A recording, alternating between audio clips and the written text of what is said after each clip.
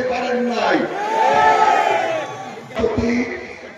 শ্রীমতী উপজেলা বিএনপির সংগ্রামী আহ্বায়ক জনাব আব্দুল রহিমুল্লাহ সাহেব মঞ্চে উপস্থিত রয়েছেন। আমাদের শেরপুর প্রেস ক্লাবের সম্মানিত সভাপতি জনাব কাকন রাজা ভাই মঞ্চে উপস্থিত রয়েছেন। আমাদের শেরপুর জেলা বিএনপির সম্মানিত নেতৃবৃন্দ উপস্থিত রয়েছেন। শ্রীবর্দী পৌরসভার সাবেক সভাপতি মেয়র, শ্রীবর্দী উপজেলা বিএনপির সভাপতি জনাব আব্দুল হাকিম সাহেব মঞ্চে উপবিষ্ট রয়েছেন।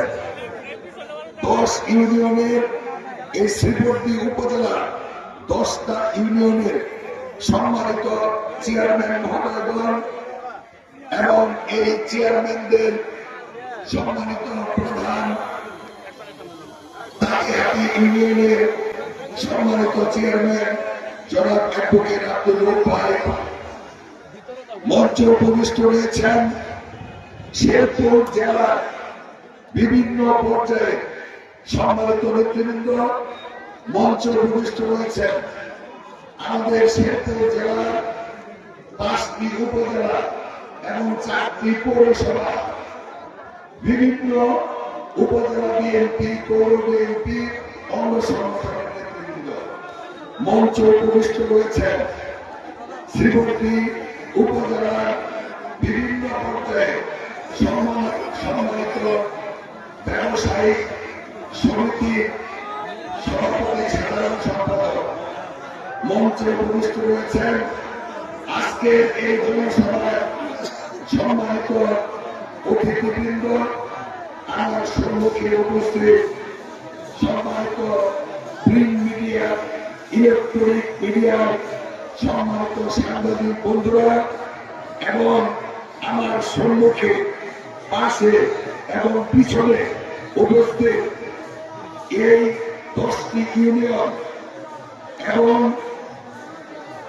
শ্রীবর্দী পৌরসভার 9টি ওয়ার্ডে বিভিন্ন পর্যায়ে সম্মানিত সভাপতি, সাধারণ সম্পাদক সহ তৃণমূল পর্যায়ে সম্মানিত নেতৃবৃন্দ আমার সম্মুখে উপস্থিত এই শ্রীবর্দী পৌরসভা এবং শ্রীবর্দী উপজেলার বিভিন্ন পর্যায়ে সম্মানিত এলাকাবাসী, মঞ্চে উপবিষ্ট শ্রীবর্দী পৌরসভার সাবেক কাউন্সিলর সহ সম্মানিত সুধী মন্ডলী, আসসালামু আলাইকুম ওয়া রাহমাতুল্লাহি ওয়া বারাকাতুহু।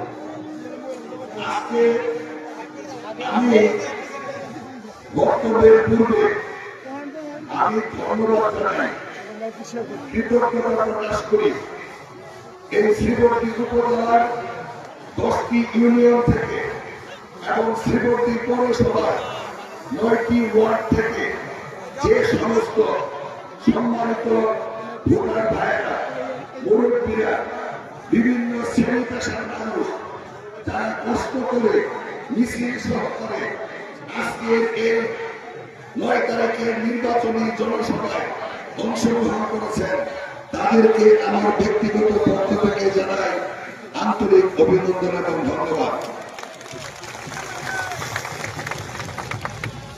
সম্মানিত শ্রীবর্দী পৌরসভা এবং উপজেলাবাসী, আমাদের এই শেরপুর 3 আসনটি বিএনপির ঘাঁটি হিসাবে পরিচিত, ঠিক কিনা?